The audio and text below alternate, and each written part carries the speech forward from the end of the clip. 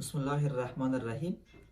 سلام و عرض و ادب و احترام دارم خدمت هر یک شما اجزا. امیدوار هستم که تمامتون صحت و سلامت باشین. در مبحث گذشته روی کدرات رحمی صحبت کرده بودیم و یک مقدارش باقی مانده بود. چون فرصت کم است مستقیم وارد جلسه امروز ما میشیم که در ارتباط به ادامه کتلات صحبت میکنیم. ببینید در کل ما کتلات به دو دسته تقسیم کرده بودیم که یکی سلیم بود و دیگری هم خبیث یا ملکنند بود. در ابتدا آمدیم عدم روی سلیم یا بینای نزی صحبت کردیم که یک نوش خواندیم و همچنان فکر کنم که دو نوش خواندیم و این یک نوع دیگرش هست که به نام ادینومایوزیس یاد میشه. که ادینومایوزیس چیست؟ ببینیم ابتدا اگر از روی پاتولوژی صحبت بکنیم، گاهی اوقات امی حجرات اندومتریوم بجای از اینکه در خود اندومتریوم باشه، در یک ساحه غیر اندومتریوم رشد میکنه. مثلا حجرات اندومتریوم میتونه که در خود اوواری باشه، میتونه در خود سرویکس باشه، میتونه که در خود فلوپن تیوبا رشد بکنه. زمانی که اینمی اتفاق افتید، باز ایره ما به نام ادینومایوزیس یاد میکنیم و یا هم به نام اندومتریوزیس یاد میکنه این قضیه را. اون زمانی که این قضیه اتفاق افتید، چون حجرات اندومتریوم که ما در مبحث چند لکچر قبل هم روش صحبت کرده بودم که اینا خاصیتشون این است که در حالت منز اینا تخریب میشه و توسط وجینال بلیدینگ اینا خارج میشه. زمانی که منز اتفاق افتید، اینمی تومورا که در خارج از رحمی باشه، اینمی رو چی میشه؟ از بین میره. زمانی که از بین رفت، باعث از این میشه که یک کتله را بر ما ایجاد میکنه. او کتله از تجمع چی هست؟ تجمع اونمو حجرات تخریب شده یا هم تجمع خود خون میپوشه که باز اونمو را به نام ادینومایوزیس یاد میکنن. که این بر ما در منظر التراساوند قسمی نمایان میشه که خود رحم بر ما بزرگ میکنه یا یوترس سایزش بر ما بزرگتر میکنه و همچنان یک سلسله تبارزات کوچک در سطح رحم پیدا میکنه و شکل موضوعی ادینومایوزیس که به نام فیبروید هم یاد میکنه و از جمله کتلات سلیم میباشه. قسمی که شما در تصویر میبینید که به یک شکل یک کتله است که این کتله وصفش اگر ببینیم از جمله کتلات سلیم یا بیناین است و چون این خون است و اگر مریض در مراحل مقدم بر ما رجوع کرده باشه و وقتر آمده باشه، ایره باز ما به شکل منظر سیستیک میبینیم. اگر دیرتر باز مراجعه کرده باشه، باز ایره ما به شکل سالیت مس دیده میتونیم. دیگه داریم کتلات جامد. گفته بودیم که خود کتلات رحمی یکی کتلات سیستیک میخوانیم، کتلات جامد میخوانیم و کتلات مختلط میخوانیم. کتلات سیستیک تمام شب با جزئیات خواندیم. حالا کتلات جامد از نوع سلیمش میخوانیم که وصف کتلات سلیم هم کتلات سالید هم بردان آوردیم که یا هایپریکویک یا هایپویکویک است، همچنان هوموجینس است، ریگولر است و یا هم میتونه که ایریگولر یا غیر منظم باشه سرحدش.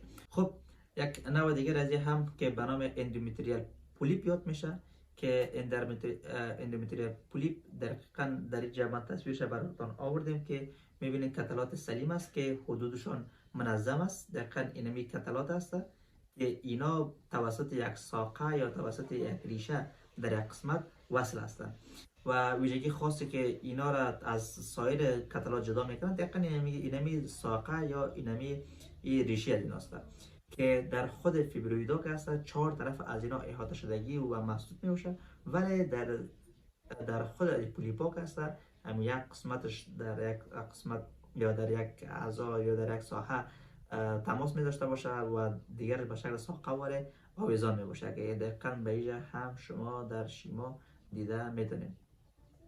و بهترین زمان از معاینه ازی در حالت منز می باشد، چون در زمان خون بیشتر می باشه و ما این ساحه را بهتر و خوبتر دیده میتونیم که این همون تصویر اولتراساوندش است که شما میبینید که داخل از چی هست؟ اندومتریوم هست. اندومتریوم چرا به رنگ سیاه شده؟ حتما در اون همه این که خون بده، خون ریزی بده، در حالت منز بده. وقتی که شما میبینید که چی هست؟ یک کتله است که سه طرفش باز است ولی یک طرفش در یک ساقه وره پیوست است در یک ساحه که ایره باز به نام اندومتریال پولیپ یاد میکنیم که در حساب گزارش دادنش اگر ما ایره راپور بودیم میگیم که اندومتریوم سالیت ماس هم گزارش میدیم و یا هم میتونیم که یوترین سالیت ماس هم برش راپور بودیم یا اندومتریوم سالیت ماس برش راپور میدیم یا هم یوترین سالیت ماس برش راپور داده میتونیم. خب تصویر دیگر را که میبینیم باز هم یک پولیپ است دقیقاً به قسمت که این طرفش هم میبینیم که طرفش خود امو اندومتریوم است که در اونجا یک پولیپ ایجاد شده و پولیپ در خود اندومتریوم میباشه که میتونیم اندومتریوم پولیپ را پر بودیم و یا همچنان میتونیم که یوترین سالیت ماس هم گزارش بدیم و گاهی اوقات خود همین پولیپا میتونه که متعدد باشه، چندین دانه باشه و زمانی که چندین دانه بود متعدد بود باز این ما به نام مولتیپل یاد میکنیم، یعنی مولتیپل پولیپ برشان راپور داده میتونیم که ببینید که هر زمانی که پولیپی که بیشتر از یک دانه بود 1 2 3 این 3 دانه پولیپ هست. اما این 3 دانه پولیپ چه رقمی راپور میدیم میگیم که مولتیپل پولیپ. دیگه پولیپای سرویکس است که دقیقاً ما اینجا براتون در شیما آوردیم. اما پولیپا یا اونمو کتلات آویزان شده میباشه که در سرویکس هم قرار داره و گاهی اوقات پولیپ ها میتونه در عنق رحم باشه و میتونه که منظره خود رحم برای ما تغییر بده. اگر اینمی ساقه کمترک ساقه خود این پولیپا که پولیپ به شکل ساقه وارد بود به شکل اگر گاهی اوقات اینمی ساقه یا اینمی ریشگک یا اینمی دنبک از دید اگر دراز باشه ممکن که تا وژینا هم برسه و یا هم ممکن که در بالا تا اندومتریوم برسه، میتونه در اندومتریوم برسه و میتونه هم در داخل وژینا سیر بکنه. خب دیگه داریم کتلات خبیث. روی کتلات خبیث اگر صحبت بکنیم که کتلات خبیث اول وصف شدید باید بفهمیم که گفت دادیم کتلاتی است که سرحد غیر منظم داره، رنگشان به نام هیتروژنیک یاد میشه، یعنی میتونه یک قسمتش هایپوکویک، یک قسمتش هایپریکویک، یک قسمتش انیکویک باشه و همچنان میتاستاز میده و مریض زیای وزن در نداشت به وجود میاد. زمانی که این وصف داشت بعد از اون ما میگیم که این کتله یا یک تومور خبیث است. اونال یک نوع از او هست که به نام لیومایوسارکوما یاد میشه که لیومایوسارکوما در حقیقت شکل تحول یافته لیومایوما میشه که عمود کتلات سلیم یا کتلات فیبروید که خوانده بودیم اونا تحول میکنن. زمانی که تحول کرد پیشرفته شد به اصطلاح امینه باز اونا را به نام لیومایوسارکوما یاد میکنن که منظر اولتراساوند از اگر صحبت بکنیم دقیقاً تمام اونم اوصاف را که یک کتله خبیث داره دقیقاً اینا هم می داشته باشه. خب دیگه داریم و در این قسمت شما برای ما بنویسین که اوصاف کتلات خبیثه در اولتراساوند به کدام شکل یا به کدام حالت برای ما نمایند. یا اگر براتون آمیانه تر بگم کتلات خبیث در اولتراساوند کدام منظره را می داشته باشه حتما در قسمت کامنت بنویسین. خب دیگه داریم کتلات خبیث یک نوع دیگه شد که به نام اندومتریال کارسینوما یاد میشه که در اندومتریال کارسینوما قسمی که میبینین خود این طبقه اندومتریوم چی میکنه زخیم میشه. زمانی که زخیم شد که در اولتراساوند ما این توسط اولتراساوند تفکیک کرده نمیتونیم که ای آیا یک هایپرپلازیا کرده یعنی تعداد حجرات زیاد شده و یا هم یک پولیپ است. درست دقیقاً اگر ما با همچین یک منظر روبرو شویم همچین منظر را میتونه گفتیم که یک پولیپ هم داشته باشه، یک پولیپ به شکل باشه. درست ما این تفکیک کرده نمیدونیم یا یکی اینمی قسمت بنابر هر علتی که بوده تعداد حجرات زیاد شده هایپرپلازیا کرده. از اون خاطر باز ما این تشخیص تفریقی کرده نمیتونیم باز حتما باید بایوپسی گرفته شود تا اینکه مشخص شود. و نکته اساسی دیگر را که هم باید براتون یادآوری بکنم که ما هیچ وقت به صورت قطعی گفته نمیتونیم در اولتراساوند که این کتله خبیث است یا کتله سلیم است. حتما زمانی که ما اوصاف کتله را دیدیم که شباهت به خباثت داشت بعدا مریض راجع میکنیم به بایوپسی و از اون قسمت نمونه گرفته میشه که مشخص شود که آیا واقعا سلیم است یا خبیث است. دیگه منظره اولتراساوند از اینکه هست افزایش ایکوجنسیتی میشه، یعنی اما سفیدیش بیشتر میشه چون این ساحه گفتیم که سرطانی میشه خود سخت میکنه. از اون خاطر باز اما جنسیتی از بالا میره و همچنان چون این کتله خبیث است اما حدود از او غیر منظم میشه و جسامت خود رحم بزرگ میکنه. چرا؟ چون یک گپ طبیعی است. زمانی که بنابر هر علت باشه، یا هایپرپلازیا باشه یا هم سرطان باشه و یا هم پولیپ باشه، اما خود رحم یا یوترس بزرگ میشه. خب حالا میایم سر تصاویر اولتراساندش صحبت میکنیم. ببینید که امی تصویر را که شما ببینید، آیا امی یک سرحد مشخص داره؟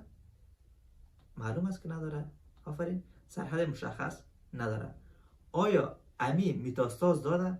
بله، ممکن است که متاستاز داده باشه، که در این قسمت هم متاستاز داده باشه، یا ممکن ابتدا در این قسمت بده بعدا تا به اینجا خود کلان کرده، پیشرفت کرده.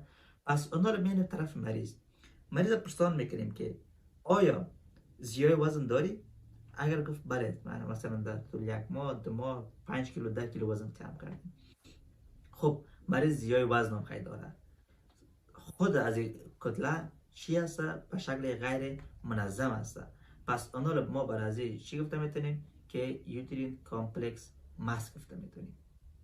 چرا؟ چون که منظره چی داره برای ما؟ خود منظره رنگش اگر بگیریم هیدروژنیک میشه، چون نقاط سفید است، سیاه است، میبینید که این طرف هم خاکستری است. از این خاطر اینو ما به نام یوترین کامپلکس ماس راپورت میدیم و مریض حتما به بایوپسی روان میکنیم تا اینکه مشخص شود واقعا سرطان است یا خیر. موضوع دیگری که داشتیم اندومتریال بود که وقتی که اندومتریال سرطانی میشد گفتیم که اما خود اندومتریال غیر منظم میشد. اندال شما ببینید که این یک خود رحم باشه به شکل و این قسمت دیگری را که میبینیم به شکل پایین بالا رفته، این چی هست؟ اونمو اندومتریوم میشه. اندال شما شکل نرمال خود اندومتریوم میفهمید. آیا اینمی یک منظره نرمال اندومتریوم است؟ بدون شک نیست. پس این چی است؟ اما منظرش غیر منظم شده و ببینید که رنگ خود یوترس هم تغییر کرده و نظر به حالت عادیش او رنگ یا او مورفولوژی نمیده باشه. و همچنان چیز دیگر که شما اینجا متوجه شده باشین، ممکن که ساید از این هم تغییر کرده باشه که اگر طول از این هم اندازه بکنیم و همچنان ای پی از این هم اندازه بکنیم برای ما مشخص خواهد شد. خب نوع دیگرش که از سرویکال کارسینوماست که امی کارسینوما ها یا اینمی سرطان ها بسته نمیانه بگم که میتونه در خود سرویکال هم به وجود بیاد. اسمی که من براتون در شیما گفته بودم که این قسمت به نام سرویکس یاد میکنه و ارگو اینمی کانسر ها در این قسمت به وجود آمد، باز ایره به نام سرویکال کارسینوما یاد میکنیم.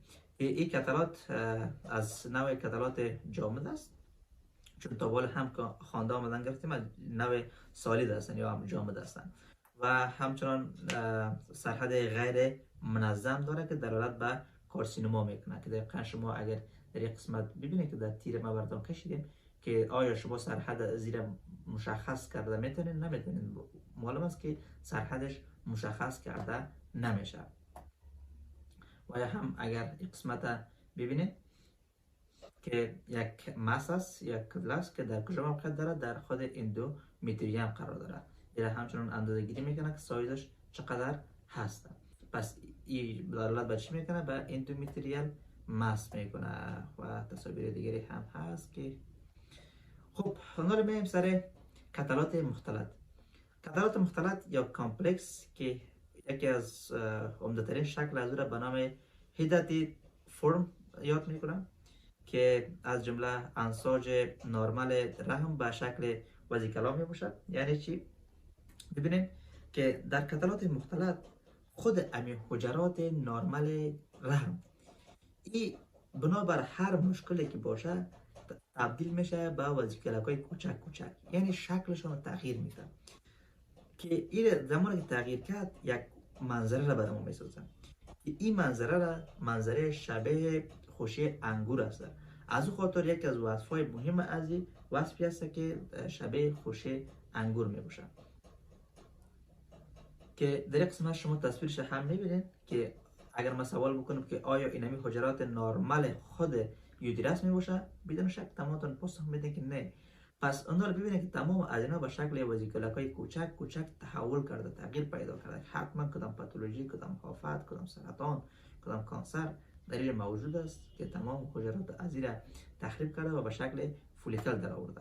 خب دیگه داریم آیودی. آیودی چی هست؟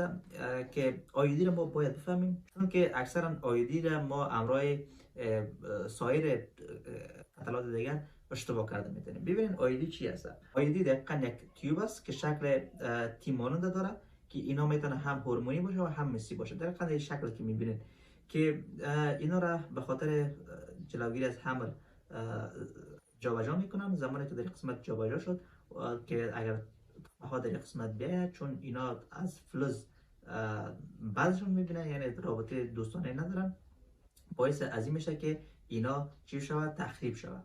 از خاطر اگر این چون فلز هست ممکن که برنگ اکوژنیک برام معلوم شود. از خاطر ممکن که ما امروز بعضی کتلات اینا را اشتباه بکنیم که اینا را هم باید شما مد نظر داشته باشیم و به خاطر از چک کردن از اینکه ما پرسان بکنیم که آیا تشخیص کرده بتونیم که آیا این امراض کتلات و هم امراض کرونیک اندومتریتیس متفاوت است یا تشخیص تفریقی کرده بتونیم. واضحا خود مریض پرسان میکنیم که آیا از آیودی استفاده کرده یا نکرده. خب این هم به شکل در منظر سونوگرافیش اگر ببینیم، این هم به شکل یک خط اکوژنیک معلوم میشه و چون فلز است یک پاستریور شادو هم در قسمت پشترش میته و تشخیص تفریقی از آیودی قسم میشه که آیودی که است یا کرونیک اندومتریتیس، بخصوص کرونیک اندومتریتیس که است. این در خود مریض پرسان میکنیم که آیا تو آیودی استفاده میکنی یا نمیکنی. در منظر آیودی را هم شما دیده میتونید که در قن اینمیس یک تیوب فلزی است که بند جابجا میکنه. مثلا شما اگر قبل از این موضوع ایراد روبرو میشدین، حتما شما یک ساحه اندومتریتیس راپور میدادین. به خاطر تشخیص از این شما چی میکنین؟ از مریض تاریخچه میگیرین. خب سلاید بعدی است که در ارتباط با عواملی که باعث خراب شدن تشخیص ما میشه، یعنی عواملی که در تشخیص ما اثرات منفی داره، روی دو صحبت میکنیم. که اول از او بای کورنیت هست. بای کورنیت گفته بودیم که دو قرن داشته باشه که گاهی اوقات ما این اشتباه میکنیم که یک قرن از او را ما به منحیز قرن درست قبول میکنیم که گفته بودیم ای اگر خود منظر رحم باشه به این شکل دو قرن نمیشه، درست که یک قرن باشه دیگه قرن باشه. ایشا قرن سه انتخاب میکنیم و ایشا میگیم که یک تومور است که کاملا اشتباه است، در حالی که بای کورنیت است. دیگه ریترووردیت یوترس ممکن ما اشتباه بکنیم. چرا؟ چون ریترو را گفته بودیم که اما رحمی است که قاطخوردگی از این به طرف چی باشه؟ به این شکل قاطخوردگیش به طرف رکتم باشه. در زمانی که قاطخوردگی به طرف رکتم باشه گاهی اوقاتی را اشتباه میکنن و اما قسمت فندوس از زیره باز خیال سیست میکنن و سیست را پر میکنن. دیگه بعضا نویتاسیوس ها به شکل فولیکول های مبیض اشتباه میشه، چون گفته بودن که وقتی که این خود رحم باشه در این قسمت خود اونمو سرویکس بود. سرویکس وقتی که کتله ایجاد میشد حضور نبوتیان میگفتیم، این قسمتش تخمه هاست. زمانی که اگر در این قسمت یک تخمه باشه، نبوتن سیست باشه، این ما گاهی اوقات امرای فولیکل های مبیض یا تخمه اشتباه میکنیم و همچنین در صورت پر بودن نامکمل مثلا فندوس گاهی اوقات به شکل سیست معلوم میگرده. و این بود جلسه امروز ما. امیدوارم براتون سودمند واقع شده باشه و در مبحث بعدی در ارتباط با ادنگزا صحبت می داشته باشیم. تا درس بعد، الله حافظ و نگهدارتان.